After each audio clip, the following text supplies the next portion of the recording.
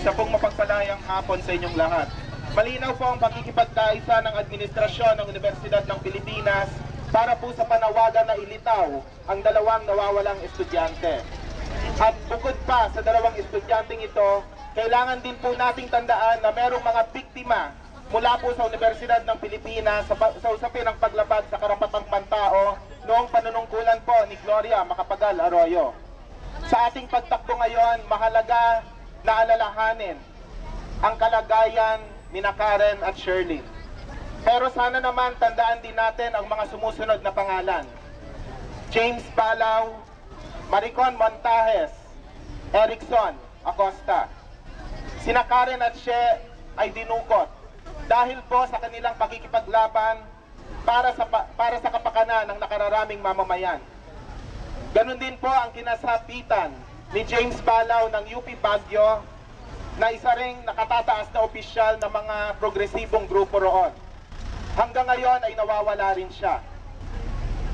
Sina Maricon Montajes at Erickson Acosta, mga estudyante at graduate ng Kolehiyo ng Komunikasyong Pagmadla, at si Erickson naman ay dating Editor-in-Chief ng Philippine Collegian.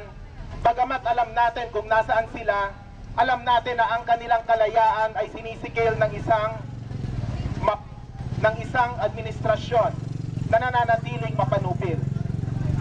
Mapanupil sa usapin hindi lamang sa karapatang pantao, kundi sa pagbabarat na ginagawa hindi lamang sa budget ng Universidad ng Pilipinas, kundi pati na rin sa budget ng state universities and colleges at iba pang mga batayang serbisyo sa lipunan. Malinaw na ang karapatang pantao ay hindi lamang politikal.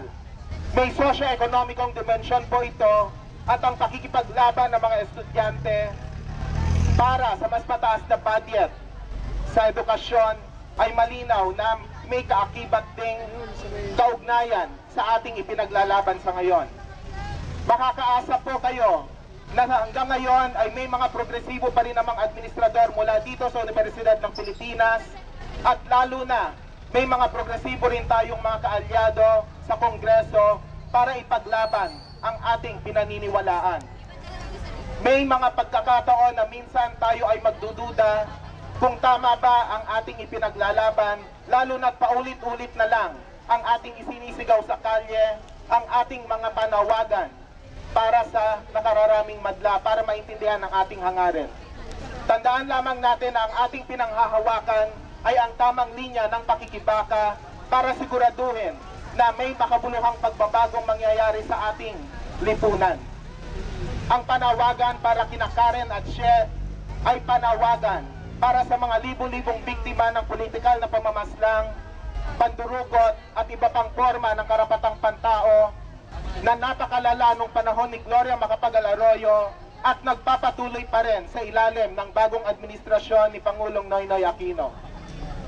Patuloy po nating panghawakan ang ating tamang linya ng pakikibaka at sana po sa mga susunod na pagkakataon ay patuloy nating susuportahan ang iba't ibang simbolikong protesta para maiparating sa nakalalawak na mamamayan ang ating panawagan.